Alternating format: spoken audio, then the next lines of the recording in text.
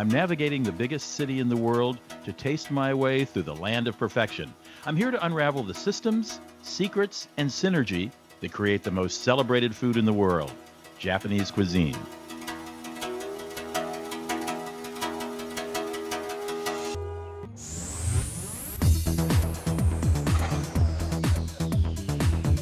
Tokyo is the heart of Japan and its exquisite cuisine.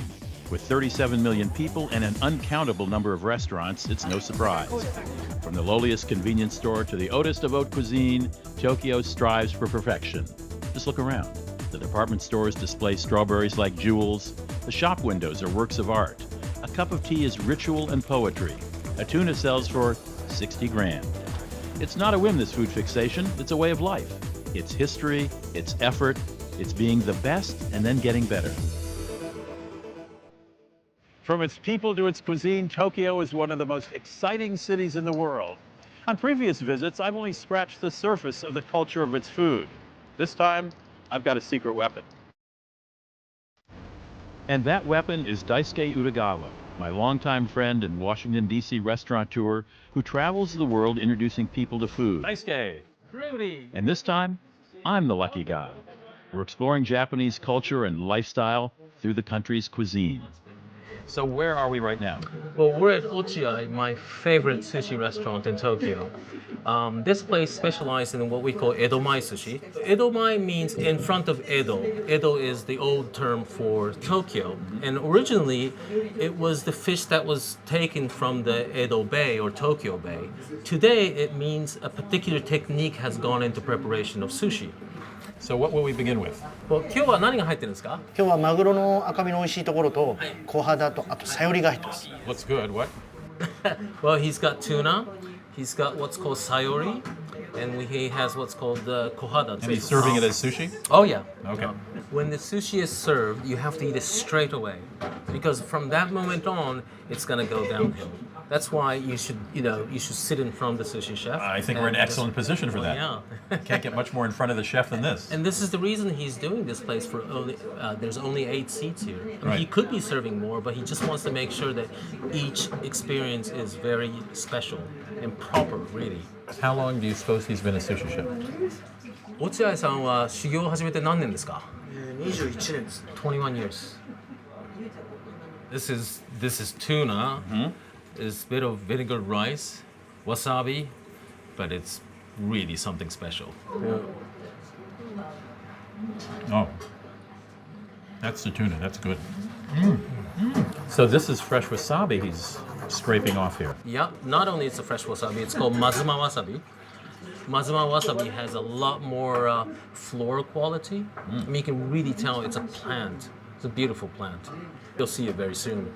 And how many people work in the kitchen for these 9 seats?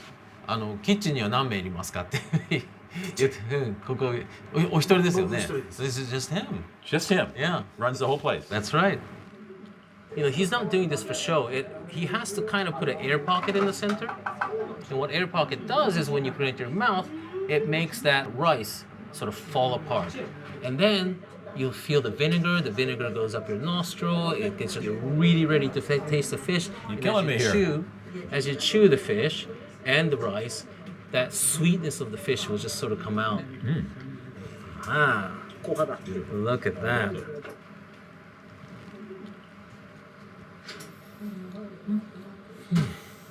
What kind of fish is this? This is anago. It's sea eel. Oh, sea eel. I love eel. Yeah.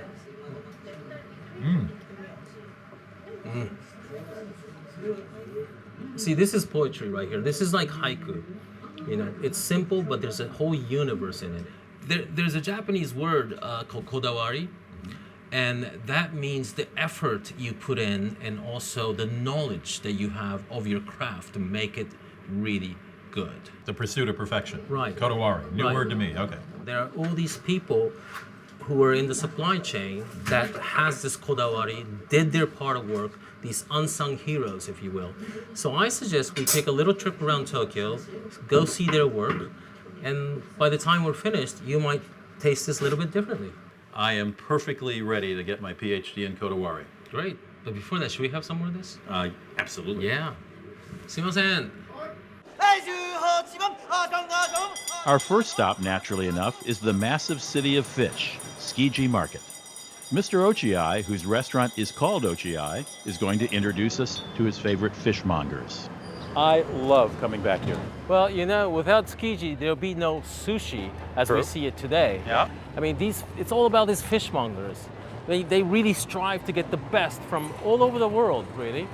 And then they want to make sure the fish they've gotten is sold to the best guys who know how to pull it out. They really care who buys it? Oh, absolutely. It's not just a business for them, it is their kodawari.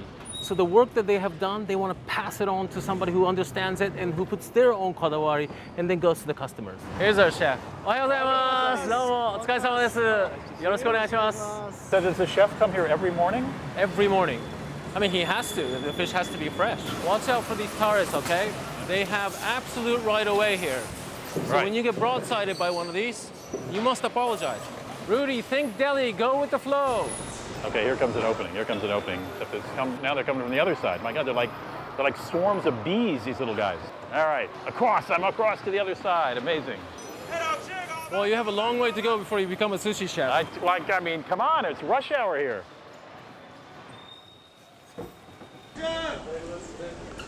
Do you think he generally buys all his fish from this one guy? Or? No, he goes to several places, but this is one of the places that he likes to come to. I see. It's all about the relationship. They Right. know he's a very good chef, so they will sell him something very special. They're pleased to have him offering their fish. Because Right. if you have these are all wild. It's not manufactured goods. Right. Sometimes you get really exceptional fish, and that you save it for a person who can actually really bring out the goodness of it. Well, all these fish look the same to me. How does anybody decide which one to buy? Well, there's a Japanese word called mekiki, Yeah. and it means being able to grade just by sight. Because you can't eat them, obviously. Right. But just by sight, you're supposed to be able to tell whether it's good or better or amazing. So we're going to the clam store now. Clam store it is. Yep. Remember the clam we had last night? I remember that clam from last night. Very special clam. This is the only guy who sells it, right? That's right. The owner of this place is essentially a clam nut. So whenever this particular clam comes to the market, he goes straight away and he buys them all. So as a sushi chef, you have to know where to go to because these are specialized people, right? You know, that's the clam king right there. And he has specially 5 kilos for the entire market. So you have to know that. Daragato, thank you very much for your time and for your lovely dinner the other night. どうもありがとうございました。お騒がせしました。すいません。 He's one great guy. He Oh, is yeah. a great guy.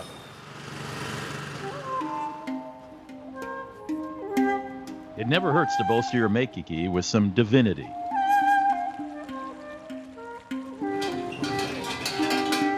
Just outside Tsukiji, a small Shinto shrine draws market men and fishermen who offer sake to the deities.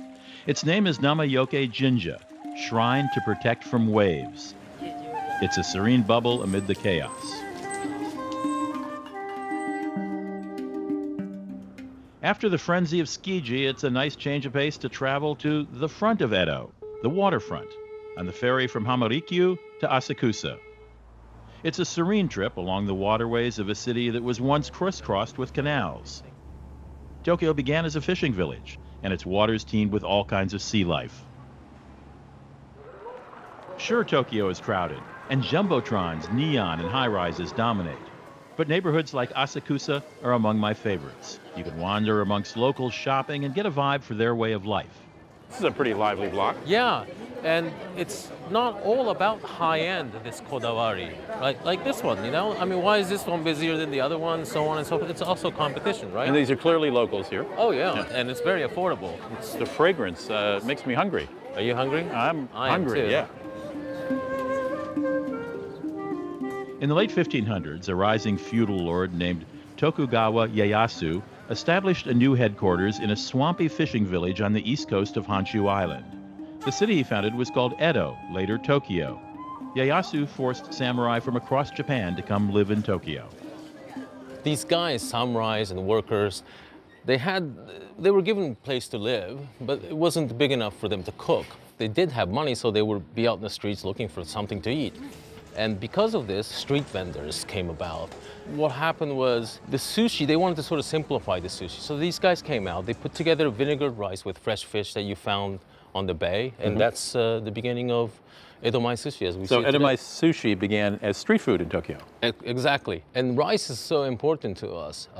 The word gohan, which is rice, also means the meal. Ah, perfect. Yeah.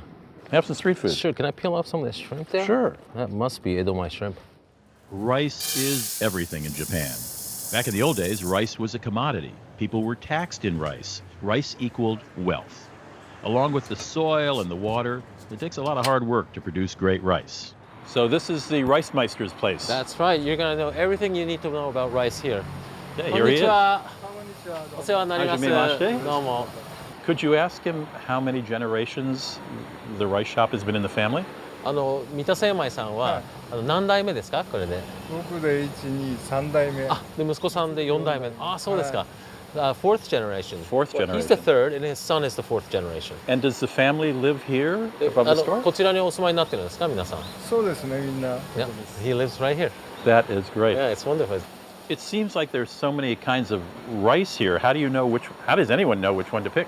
At this point, it's not so much about the best anymore, because the fact that it's here, it already means that it's in a very high level. You know, we have a rice meister here. He's 5-star rice meister, which means he knows every characteristics of all these different rice, and then he might blend them. So this is the back of the store, and this is where they polish the rice. Okay. This one is freshly polished rice. I want you to look at each grain of rice. You see how they're all even? And also it's almost translucent. They're almost Look like how little beautiful. jewels, like little jewels. Absolutely. Okay. And then the smell. Well, to me, the important smell is that unmistakably sweet, faint, that comforting rice smell. That's and the fresher, the better. 今、どこの産地も一生懸命お米作ってるし。 He just told me that he knows the farmer works so hard to make good rice. Now he has to be part of the process, and he has to make sure that he pulls the best from this by polishing it the right way. God, this is just so comforting, especially for us Japanese. This is really the heart of Japanese food. Tokyoites frequent any number of rice ball vendors called onigiri shops. This onigiri shop is run by the son of our rice meister. With onigiri, you use different toppings, or either toppings, or you put something in the center. But what separates this place from other onigiri shop is how good their rice is. And what I want you to try is shio onigiri, which has no toppings. It's just rice and salt. Okay. 塩おにぎりお願いします。2つ。ありがとうございます。Take one. Before you eat, I want you to see each grain of rice. I mean, look at that. See how glossy it is? And you can see it all apart? That's really important. How about... Oh, this is the smell. How does one eat it? Right off the top or the side? Just like this. You bite into it like a hamburger. Oh, okay. Can you taste that lingering sweetness? It's still in your palate. I mean, that sort of faint, sweet, very comforting sweetness. That's really where it's at. I mean, when I was growing up here in Tokyo, my grandmother would not let me leave a single grain of rice in the rice bowl.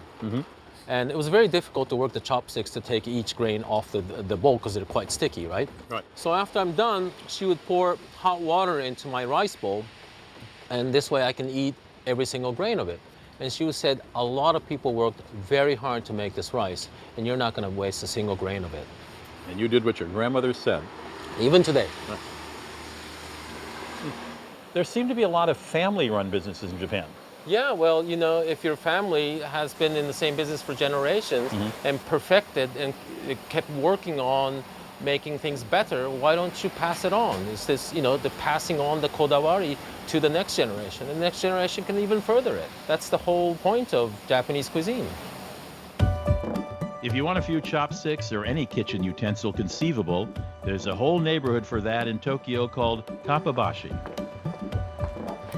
Well, let's check out this chopstick store. This is all chopsticks? I suppose, yeah. All chopsticks all the time? Oh my goodness. Wow, there's some beautiful ones here.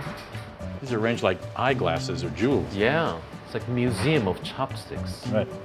Oh, I like this one. Now, what makes these special compared to the less expensive ones? Well, obviously, aesthetic is one. The way it feels, the balance, you know, and the craftsmanship. I mean, look at that, these knobby bits. This is wabi-sabi right here. Sort of an indentation here, which... Yeah.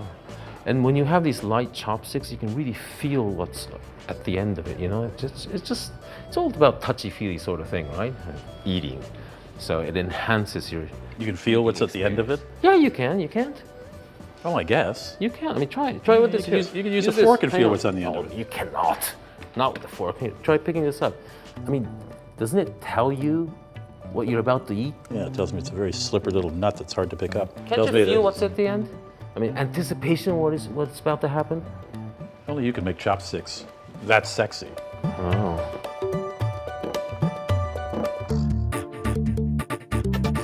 The sun is setting and the neon city is coming to life. The best time of day in Tokyo is about to begin.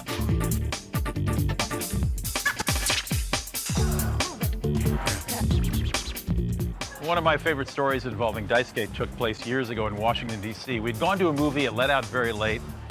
We were hungry, there was a restaurant across the street. It was a chain restaurant, but a pretty good chain restaurant. And I said, hey, they had good salads there, let's go have dinner there. And he said, Rudy, you only have a finite number of meals in your entire life. Do you really want to spend one of them there? And of course, we didn't. You can bet we won't waste a meal in this city. Sushi, yakitori, soba, tonkatsu, tempura, shabu shabu, udon, the list goes on and on. Lines spill into the streets, and everywhere restaurants compete to be the best, to specialize in one thing and make that one thing perfect.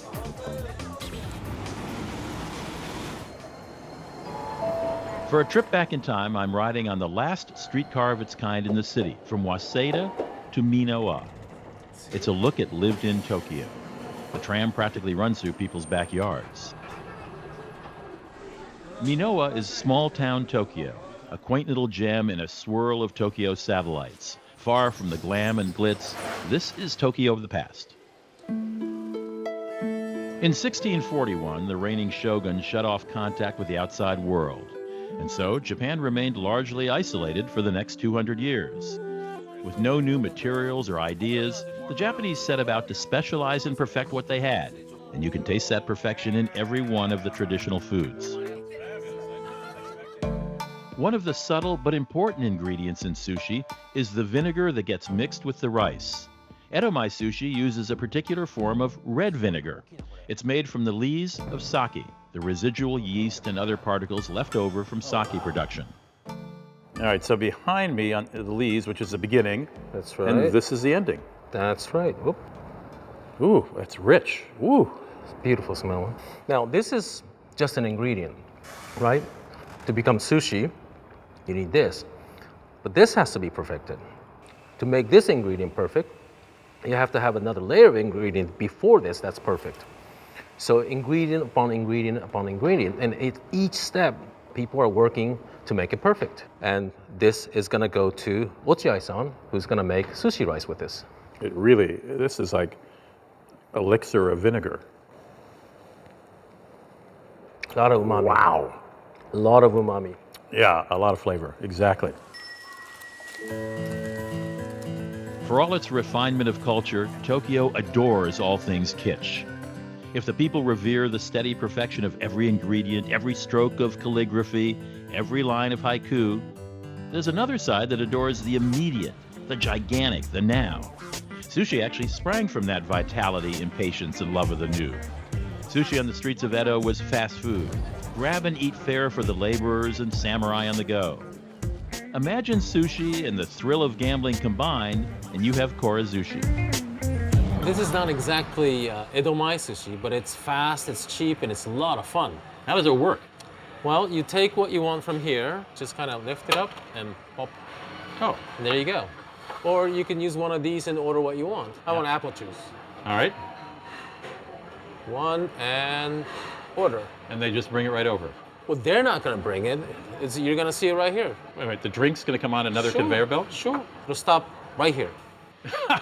There you have it. That is incredible. Let's take this before it runs away. That is incredible. Kids must love a place like this. Yeah, the kids love it. It's easy to come here with family. You just sit here, you take what you want, you eat, you play the game. Before we came here, you were telling me about the plates. What's the deal with the plates? Well, what you do is when you're done with it, you sort of slide these plates in there, and every 5 of them will trigger sort of a slot machine things here.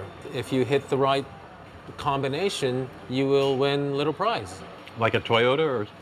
I hope. That would No, be nice. not a Toyota? No. But go ahead, just slide it in.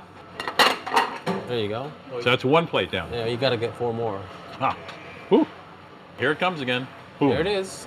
Unbelievable. Yeah. All right, Daisuke, this one's yours. I can't possibly eat another Oh my bite. God. Listen, we got to win with this many plates. I sure hope so. Can we start feeding it in? Let's do it. All right. 1, 2, 3, 4, 5. All right. Baby needs a new pair of shoes. Come on. No, this doesn't look good. This does not look good. Oh. Ha! Does that mean I won? I hope that's what it means. What did we win? What is it? You're a big wiener. You know what this is? No, I have no idea what it is. This is Ikura eraser. Oh, hey, I'll trade you. I'll trade you. I don't think so. All right, we got 5 more You plates. keep eating. I can't eat anymore. We've traced the source of the fish, the rice, and the vinegar, and witnessed the Kotowari of the unsung heroes in action. Now we head to the countryside in search of the final ingredient, wasabi. A couple of hours' drive outside of Tokyo on the lush Izu Peninsula, wasabi farmers cultivate this fickle plant. Wasabi is in the same plant family as horseradish and mustard. It's harvested year-round, but spring wasabi is the best and most flavorful. It takes a ton of Kotowari to nurture these slow-growing plants. This is some major irrigation work. This is very, very impressive. Is it difficult to grow wasabi? Well, he's being very modest. He's saying it's really working with the nature or sometimes fighting with the nature. So I wouldn't say it's easy. The most important thing about wasabi farm is actually the water and certain quality of water. And it seems to have to be moving as well. All the time. Essentially, we're sitting on a creek. Right. Number 2 is the environment. That includes actually the farm that he actually made. And the third important part is human work. His work, right. His work. He's the 4th generation. Oh my goodness. He's been doing it for 10 years himself, but it came all the way from his great-grandfather. So this is a mature plant, Daisuke? Yeah, 2 years. Right, and this is a particular kind. How do you Yes. pronounce it? Mazuma wasabi. Mazuma wasabi. There It's a you go. particular kind of wasabi. Yeah, well, it's considered the best wasabi. This is the actual wasabi here, correct? Well, this is the part that you grind, but you can eat the whole thing. When I go to the average Japanese restaurant anywhere in the world, I get this wasabi that is made from green powder and mixed with liquid. Is that coming from a plant like this? It has nothing to do with this. This is the real thing. The green powder is really not real wasabi. It's really horseradish. Is it time to taste the real thing? I sure hope so. I Okay. can't wait. This is shark skin. That shark skin on there? Mm-hmm. I have to get one of these. Ah, すいません。ありがとうございます。Oh, take a little bit and... Oh, come on, pick it up. There Yeah. we go. Is that too much? No, that's more. More. There Like we so? go. Yeah. Oh, wow. That is wasabi. Whoa. Woo. And Right to the top of the head. Woo. Oh, Beautiful. man. That Fragrant is too, great. huh? Oh my God. Thank you so much, Mr. Okada. That is, it's good? It's good. He's faking it. He's used to it. Daisuke says that knowledge informs the palate, and it's true. I can really discern now the flash of vinegar flavor on each glossy, hard-earned grain of rice, the fish that the fishmonger only sells to someone who understands it, and the spark of wasabi that comes from the Izu Peninsula. I've always loved sushi, but now that I understand the Kotowari behind each element, I'll never eat sushi the same way. So that was terrific. It was, wasn't it? So now you've taken this sushi journey around Tokyo. What do you really taste? Well, I taste the sea. I taste earth. I taste the rivers. I taste human pride. That's haiku right there. I've been telling you, sushi is poetry, and frankly, I'd like to have some more. We can do that. Right on time. ハマグリです。ありがとう。まあそうだね、これも。